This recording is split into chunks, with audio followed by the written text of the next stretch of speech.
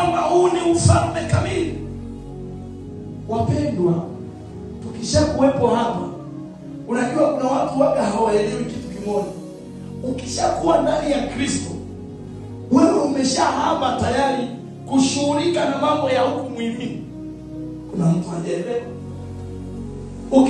Ukishakuwa ndani ya Kristo, umemkubali Kristo kuwa ni Bwana na Mwokozi wa maisha yako, umeokoka. Ukishazaliwa mara ya pili, unabadilishiwa ufalme.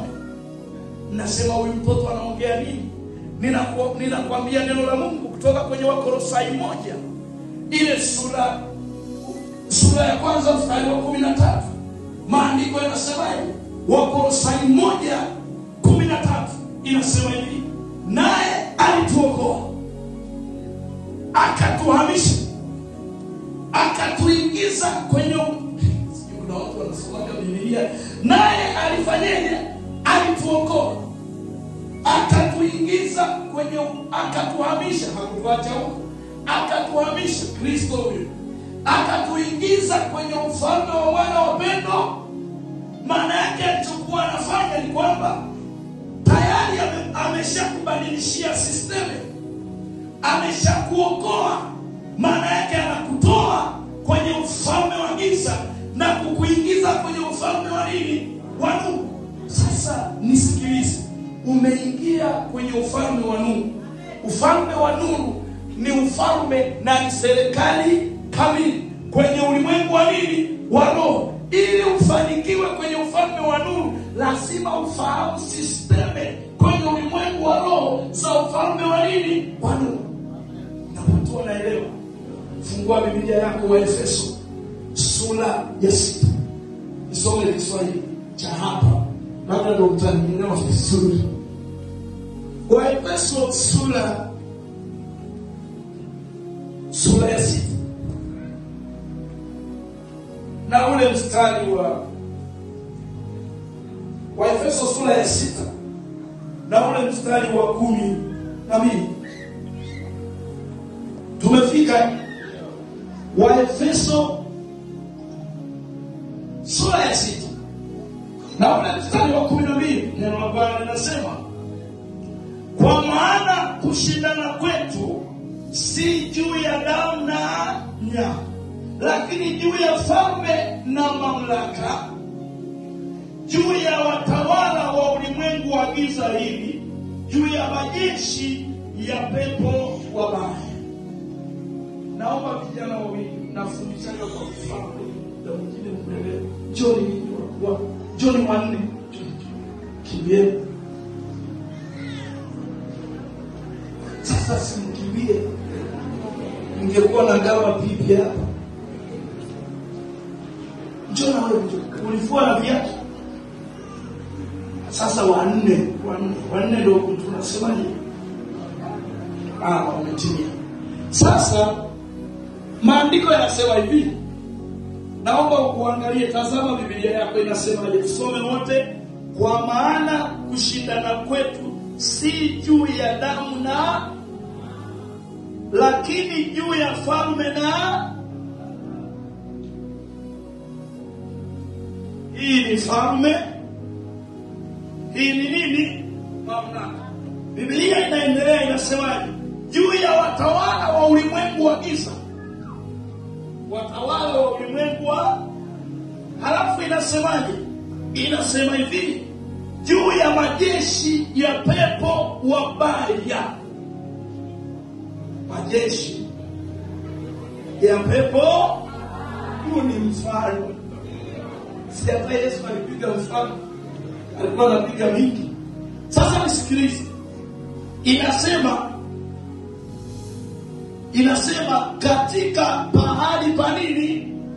Pa mbingu. Sasa sikiliza. Tayari imeshakuwekea kwamba kushindana kwetu sisi, hii vita tulionayo inafanyika pahala pa nini? Sio katika haya maisha yetu ya kawaida. Sasa anasema tunashindana na nini? Tunashindana na sisteme. Na sisteme hii imekaa kwenye mpangilio wa kimamlaka zimekaa kwenye mpangilio. Ndiyo maana nisikilize, huwa unasoma Biblia vizuri, hajaandika juu ya kushindana na shetani. Amesema tunashindana kwanza, anasema na nini? Na falme. Halafu pili, hii ni ngazi ya juu zaidi. Pili anasema mamlaka. Halafu tatu anasema tunashindana na wafalme wa nini? Wa giza. Halafu nne ni level ya chini kabisa kwenye system, inaitwa nini? Pepo wa nini? Sasa hii ni system. Hii ni nini? System. Nisikize kwa makini. Ukishakuwa Mkristo usipoelewa hivi vitu, utaokoka na utaenda mbinguni, lakini duniani maisha yako shetani atakuburuza. Kweli utaokoka, utaomba na utanena kwa lugha, lakini kwenye maisha shetani atafanyaje? Atakuburuza. Nakwambia ukweli, atakuburuza. Kwa nini? Kuna kitu kidogo tu ambacho umeshindwa kuelewa. Nafasi yako ulionayo kwenye ulimwengu wa roho. Tunaelewana sawa sawa? Mungu ni roho, shetani naye ni roho. Shughuli zake zinafanyika wapi? Zinafanyika rohoni. Matokeo ya hizo shughuli ni wapi? Mwili. Kwa hiyo usipoelewa kwamba kila kitakachotokea mwili, iwe uchumi mzuri, iwe huduma nzuri, iwe kitu chochote, kimeanzia wapi? Roho. Kimeanzia huko. Kwa hiyo wewe unaweza ukawa unapambana na vitu huku duniani, kumbe hivyo vitu vimeanzia pahala pabili. Sasa ukiona vitu kama hivi, ni lazima uanze kuelewa wewe ni mgeni kwenye ulimwengu wa roho. Mwenyeji wako kwenye ulimwengu wa roho anaitwa Roho Mtakatifu. Ndio maana nikakwambia uhusiano wako na Roho Mtakatifu, ule uhusiano wako na Roho Mtakatifu utakusaidia kujua ni mfumo upi umekukwamisha mpaka maisha yako hayasongi mbele. Tunaelewana sawa? Vita tulizo nazo